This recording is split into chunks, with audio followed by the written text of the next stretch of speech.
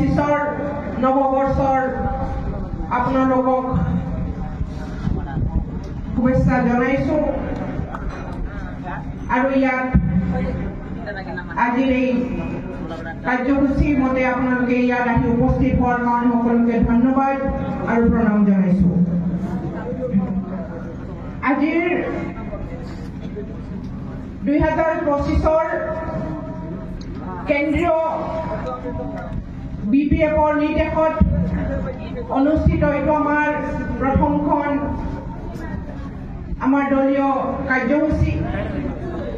এই কাৰ্যসূচীত আমি আজি এইটোৱেই 2025ত আমি আমাৰ দলক কি ধৰণে মজবুত হিচাপে আমি 2025 আৰু আগন্তুক আমাৰ যি কৰণীয় আছে এই কৰণীয়ৰ প্ৰত্যেকটা দফে দফে আমি প্ৰস্তুত হয়ে পেলাই আমি নিৰ্ভয়ে শক্তিশালী BPF দল গঠন কৰিবৰ কাৰণে আজিৰ 2025 জানুৱাৰী মাহৰ এই প্ৰথম দিনতে প্ৰথম ভাগতে আমি প্ৰতিশ্ৰুতি ল'বলৈ আমি ইয়াত উপস্থিত হৈছো।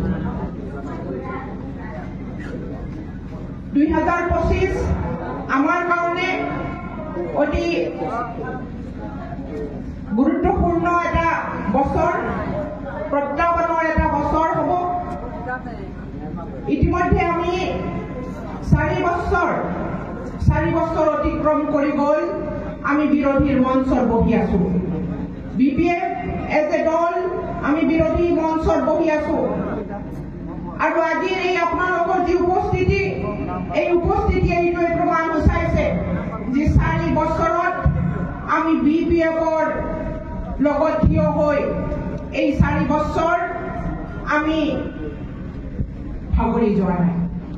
প্ৰত্যেকটা প্ৰাইমাৰীৰ পৰা 25 জনকৈ BSC-ৰ ফালৰ পৰা 25 জন আৰু ইউথৰ ফালৰ পৰা 25 জন এই সংখ্যাৰ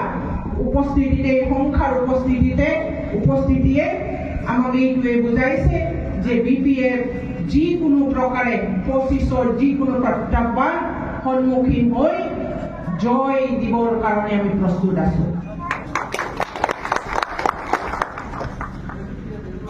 আজিৰ এই মঞ্চৰ পৰাই আমি কিছুমান উপলব্ধি আমি অৱগত হ'ব নিশ্চয় আমি বিচাৰিম।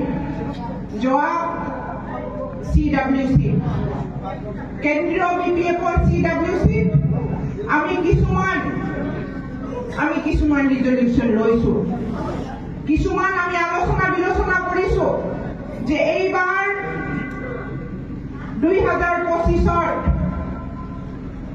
আমি BPF হিচাপে নিৰ্বাচনত বিপুল সংখ্যাৰে অতিক্ৰম কৰি পেলাই আমি যুৱকসকলৰ কাৰণে আমি কি যুৱকসকলৰ কাৰণে আমি কি ৱেলফেয়াৰৰ কাম কৰিব পাৰোঁ। আমাৰ সভাপতি শ্ৰীযুত হাগ্ৰামা মহিলাৰীয়ে এইবাৰ সিদ্ধান্ত লৈছে, এইবাৰ এইটোৱেই সিদ্ধান্ত লৈছে যে এই 5 বছৰত প্ৰত্যেকটা চৰকাৰে 5 বছৰ চলে। এই 5 বছৰত ইতিমধ্যে 4 বছৰৰ আধা সংখ্যকে 4.5 বছৰ সময় পাৰ হৈ গ'ল। UPPF চৰকাৰে 4 বছৰৰ কাৰ্যকাল সম্পূৰ্ণ হোৱাৰ কাৰ্যকাল সিদিনা হেৰি কৰিব পাৰে, কিন্তু ফাইনেন্সিয়েল ইয়াৰ হিচাপে 4 বছৰতকৈ আধা 4.5 বছৰতকৈ বেছি সময় অতিক্ৰম সিহঁতে কৰিলে। গতিকে এই 4.5 বছৰ আৰু 5 বছৰত আমি যুৱক যুৱতী হিচাপে ছাত্ৰ ছাত্ৰী হিচাপে আমি বহুত হেৰুৱাইছো। আমাৰ যি BTC চুক্তিৰ পিছত আমি যি ক্ষমতা অতিক্ৰম হৈছিলো সেই ক্ষমতা যে আমি 3rd গ্ৰেড 4th গ্ৰেডৰ আমাৰ শিক্ষিত স্কিল সেমি স্কিল যিবিলাক যুৱক যুৱতী আছে সিহঁতে আমাৰ অঞ্চলতে আমাৰ BTC চুক্তিৰ জৰিয়তে আমাৰ অফিচ কাছাৰীতে যিকোনো পদবীত খালী হলে সেই পদবীটোত আমি পূৰণ কৰি পেলাই আমাৰ যুৱক যুৱতীসকলে কাৰ্যনিৰ্বাহ কৰিব, জীৱন যাপন কৰিবলৈ সক্ষম হৈছে। কিন্তু